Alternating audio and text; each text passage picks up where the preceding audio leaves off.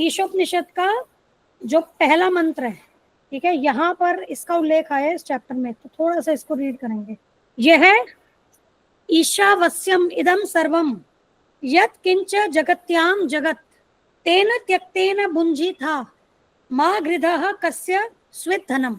Everything animate or inanimate that is within the universe is controlled and owned by the Lord. One should therefore accept only those things necessary for himself which are set aside as his quota, and one must not accept other things knowing well to whom they belong. इस ब्रह्मांड के भीतर की प्रत्येक जड़ अथवा चेतन वस्तु भगवान द्वारा नियंत्रित है और उन्हीं की संपत्ति है। अतः मनुष्य को चाहिए कि अपने लिए केवल उन्हीं वस्तुओं को स्वीकार करे जो भाग के रूप में नियत कर दी गई हैं। मनुष्य को यह भली भांति जानते हुए कि अन्य वस्तुएं किसकी हैं उन्हें स्वीकार नहीं करना चाहिए।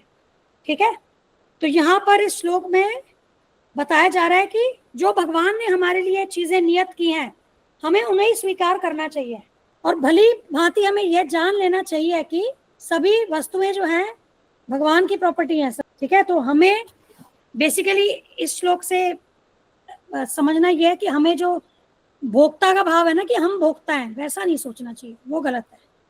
ठीक है, तो अब इसके जो भावार्थ में प्रभुपाद जी ने जो बताया है ना, अब उसको हम समझने का प्रयास करेंगे। तो ये जो पहला पैराग्राफ है ना, यहाँ देखिए, यहाँ बता रहे हैं Vedic knowledge is infallible because it comes down through the perfect disciplic succession of spiritual masters beginning with the Lord himself. ठीक है, ये जो वैदिक ज्ञान है ना, ये इनफैलिबल, इसको कहते हैं अमोघ। थोड़ा इजी स्टेटमेंट देखें, जिसका कभी पतन नहीं होता। एक मिनट, अक्षय भी बोल सकते हैं माता जी, अक्षय अक्षय भी कह सकते हैं, जो कभी गिरता नहीं, जिसका पतन नहीं होता, जो कभी फेल नहीं होता, जो कभी अचूक, अमोघ।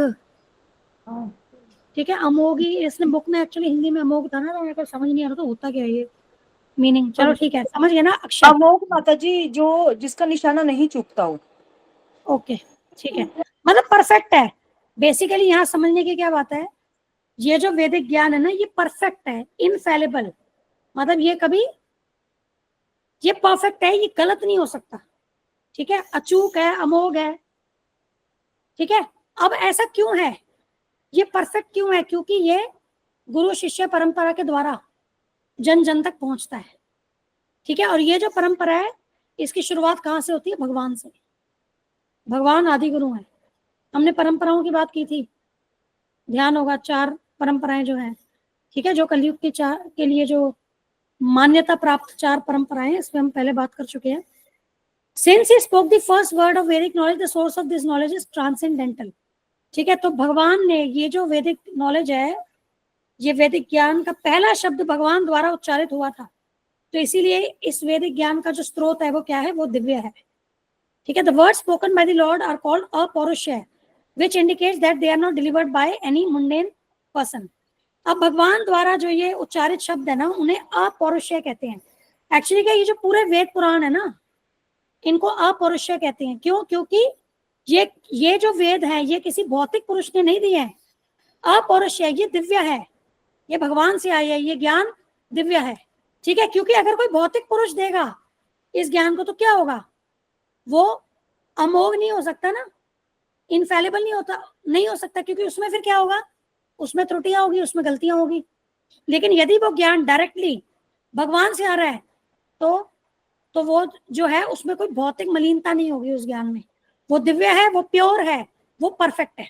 ठीक है, अब यहाँ पर यही बात बता रहे हैं प्रभुपाद जी आगे कि जो एक व्यक्ति, जो भौतिक संसार में रहने वाला कोई जो व्यक्ति है, उसमें 4 प्रकार के दोष पाए जाते हैं।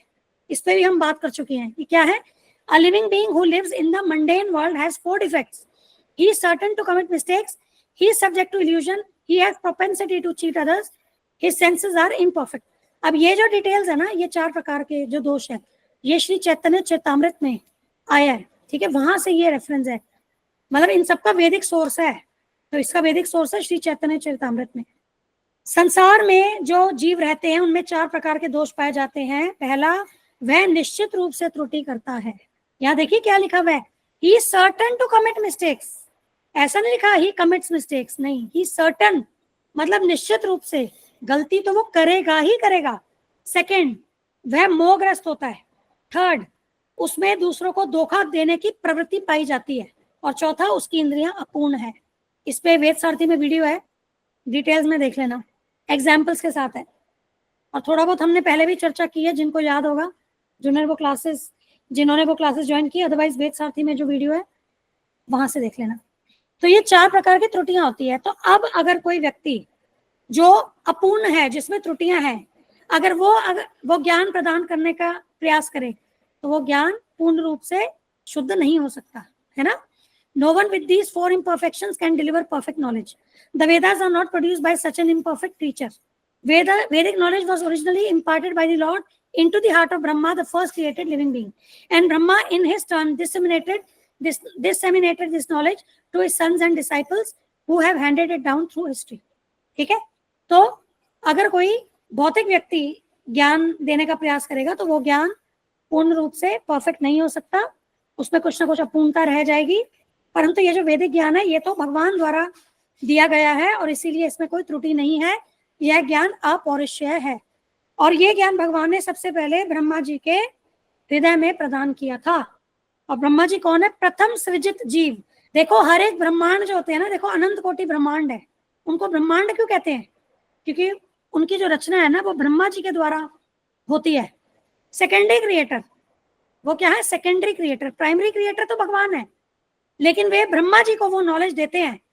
पहले तो ब्रह्मा जी को उत्पन्न करते हैं भगवान की जो गर्भोदक्षाई विष्णु होते हैं, ये मैं वीडियो भेज चुकी हूँ क्रिएशन की, वहां से देखना, मैंने अभी इसी वीक भेजी है कि भौतिक जगत का सृजन कैसे होता है। तो बेसिकली जो गर्भोदक्षाई विष्णु होते हैं उनकी नाभि से एक क्या है, कमल का पुष्प निकलता है, वहां ब्रह्मा जी की उत्पत्ति होती है।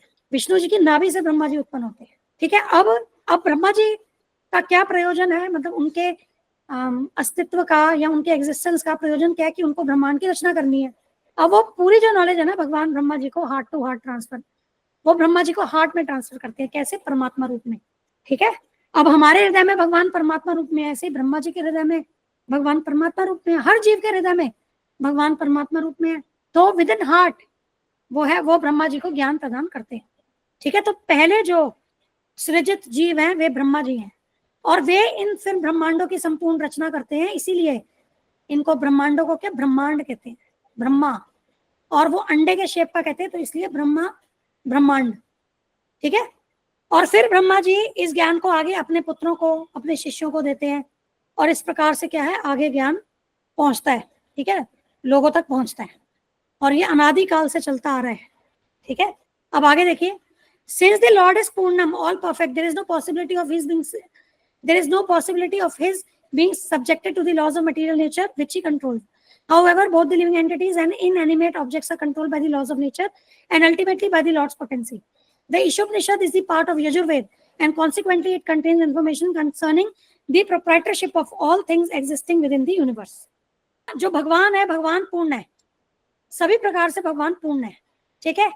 इसीलिए उन पर भौतिक प्रकृति के कोई भी नियम लागू नहीं होते, क्योंकि भौतिक प्रकृति तो भगवान की अध्यक्षता में कार्य करती है, वो भगवान की ही एनर्जी है। किंतु बाकी जो भी जीव हैं या जो जड़ पदार्थ हैं, ये सभी जो हैं प्रकृति के नियमों के अंतर्गत होते हैं और वह प्रकृति जो कि अंततः भगवान की शक्ति के द्वारा नियंत्रित होती है। ठीक है। तो यहाँ हमें क्या समझना है, ये प्रकृति भगवान की शक्ति है, भगवान प्रकृति के अधीन नहीं है। इनफैक्ट ये जो शक्ति है ये भगवान के अधीन है, क्योंकि शक्तिमान अपनी शक्ति के अधीन थोड़ी ना होंगे, उनकी शक्ति जो है वो शक्तिमान के अधीन होंगी ना। और हम जो जीव हैं या जो भी जड़ पदार्थ हैं वे सभी क्या है, इस भौतिक प्रकृति के कंट्रोल में है और ये भौतिक प्रकृति जो कि अंततः भगवान से कंट्रोल्ड है। ये ईशोपनिषद यजुर्वेद का हिस्सा है और ये किस बारे में इसमें बात होती है कि ये जो समस्त वस्तु है उनके स्वामी कौन है, उसके विषय में जानकारी मिलती है हमें इस ईशोपनिषद से। ठीक है। ईश क्या होता है? स्वामी। ईश उपनिषद, तो इस उपनिषद में ये समस्त वस्तुएं जो हैं ब्रह्मांड में उनके स्वामी, उनके स्वामित्व के विषय में जानकारी मिलती है यहाँ। ठीक है। और ये पहला ही जो इसका मंत्र है ये बता रहा है कि सारी वस्तुएं जो है वह भगवान के द्वारा नियंत्रित हैं और उन्हीं की ही संपत्ति है ना। और यहाँ पर प्रभुपाद जी 7.4 और 7.5 भगवद गीता का वर्स, उसका रेफरेंस अब दे रहे हैं। The Lord's proprietorship over everything within the universe is confirmed in the 7th chapter of the Bhagavad Gita where para and apara prakriti are discussed. ठीक है, तो अब देखो हमारे शास्त्रों में कोई विरोधाभास नहीं है। आप देख रहे हैं, ये वाला मंत्र भी बता रहा है कि सब कुछ भगवान का है। अब भगवद गीता में भी श्लोक जो है जो इसी बात को बता रहा है। ठीक है, तो हमारे शास्त्रों में कोई विरोधाभास नहीं है। अगर आप पढ़ेंगे ना क्रॉस रेफरेंसेस, आपको सब क्लियर दिखेगा, आपको कुछ विरोधाभास नहीं दिखेगा। तो यहाँ देखिए भगवद गीता 7.4 7.5 इसमें अपरा और परा प्रकृति के बारे में भगवान श्री कृष्ण बताते हैं। तो जो ये प्रकृति के तत्व हैं, पृथ्वी, अग्नि, जल, वायु, आकाश, मन, बुद्धि, अहंकार, ये भगवान की अपरा शक्ति है। ठीक है, इसको कहते हैं अपरा शक्ति, इंफीरियर एनर्जी भी कहते हैं इसको। ठीक है, इंफीरियर एनर्जी, क्योंकि ये जड़ है ना, इसमें चेतना नहीं है, तो ये इंफीरियर एनर्जी। और जो जीव हैं वे कौन है? वे चेतन शक्ति हैं जो कि परा प्रकृति हैं। ठीक है, जिसको कहते हैं superior energy. The elements of nature earth, water, fire, air, ether, mind, intelligence and ego all belong to the Lord's inferior and all belong to the Lord's inferior material energy. अब ये जो अपरा प्रकृति है क्या है? ये भौतिक शक्ति है। ठीक है, whereas the living beings, the organic energy is a superior energy, परा प्रकृति। तो जो जीव है वो क्या है? वो आध्यात्मिक शक्ति है भगवान की, क्योंकि उनमें चेतना है। ठीक है, हम स्पिरिचुअल हैं, लेकिन बाकी ये क्या है? ये पृथ्वी, अग्नि, जल, वायु, आकाश, मन, बुद्धि, अहंकार, ये सब क्या है? ये भौतिक है। ठीक है, वो भौतिक प्रकृति हो गए, और हम कहाँ आ गए? हम किस कैटेगरी में? आध्यात्मिक प्रकृति में, परा प्रकृति में। Both of these prakritis or energies are emanations from the Lord, and ultimately He is the controller of everything that exists. There is nothing in the universe that does not belong to either para or apara prakriti. Therefore, everything is the property of the supreme being.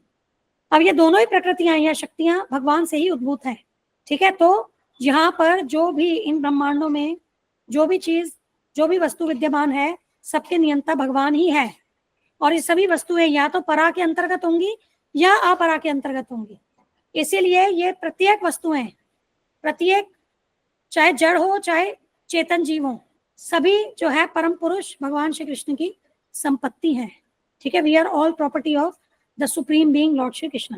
ठीक है, तो आज हम यही close करेंगे। 3 paragraph हमने किए हैं इसके ना, फिर इसको आगे समझेंगे। ठीक है, अब इसी से समझ लो, देखो अभी तक जितना हमने पढ़ा उसको अगर आप यहां से समझोगे, इस श्लोक की ट्रांसलेशन से कनेक्ट हो रहा है। इस श्लोक में क्या बता रहे हैं? हमें यह जानना, यह समझना होगा कि प्रत्येक जड़ तथा चेतन वस्तु भगवान द्वारा ही नियंत्रित है, वह भगवान की ही संपत्ति है। अब जब हमने ये जान लिया तो इसकी एप्लीकेशन क्या है? हमें अपने लिए उन्हीं वस्तुओं को स्वीकार करना चाहिए जो हमारे हिस्से के लिए भगवान ने हमें प्रदान की है, और बाकी अन्य वस्तुओं को हमें स्वीकार नहीं करना चाहिए, यह भली भांति जानते हुए कि वे किनकी हैं, मतलब वे भगवान की हैं।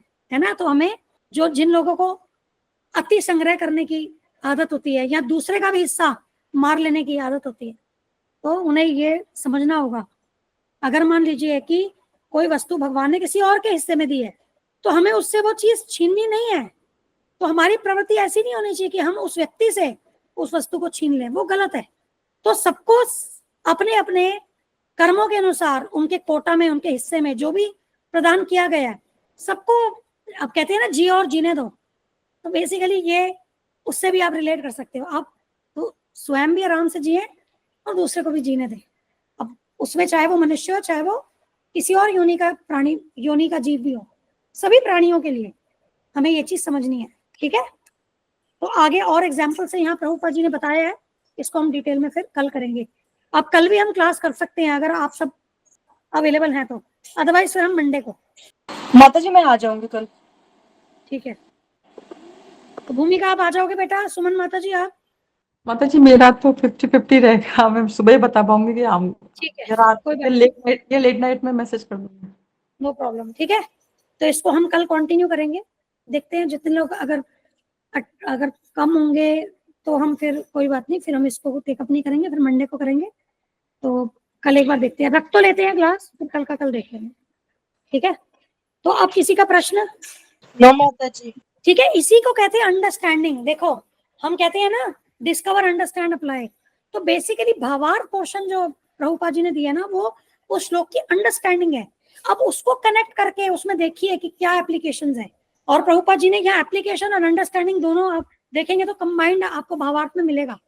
तो गहरे रूप से ना उसे पढ़ करके हर एक श्लोक की अंडरस्टैंडिंग और एप्लीकेशन उसको निकालिए, फिर उसको जीवन में लगाइए, ठीक है ना। एक्चुअली तभी हम शास्त्रों को ठीक से जान पाएंगे, क्योंकि अगर हमने एप्लीकेशन नहीं की, उसको समझे नहीं, केवल मतलब जान लिया कि हाँ भाई ऐसे है, ये चीज लिखी है, बट उसको समझना भी तो पड़ेगा ना, उसमें बुद्धि लगानी पड़ेगी, मनन करना पड़ेगा, ताकि उसको और गहराई से समझे, तब हम कन्विंस भी हो पाएंगे। उसको फॉलो करने के लिए कन्विंस भी तो तभी होंगे ना जब हम गहराई से उसको समझ पाएंगे, ठीक है। तो हर एक श्लोक को बहुत गहराई से समझने का प्रयास करना है, ठीक है। चलिए फिर क्लोज करते हैं आज का सेशन। सॉरी मेरी तरफ से थोड़ा इंटरप्शन हुआ, बट वी हैव नवकिशोरी माता जी, तो नो वरीज, ठीक है। चलिए ध्यान रखिए अपना। हरे कृष्णा, धन्यवाद, हरे कृष्णा माता जी, सभी को दंडवत प्रणाम। जय श्री प्रभुपाद। हरे कृष्णा माता जी, दंडवत प्रणाम। जय श्री प्रभुपाद। थैंक यू माता जी। हरे कृष्णा, दंडवत प्रणाम। जय शीला प्रभुपाद। जय हरि बोल।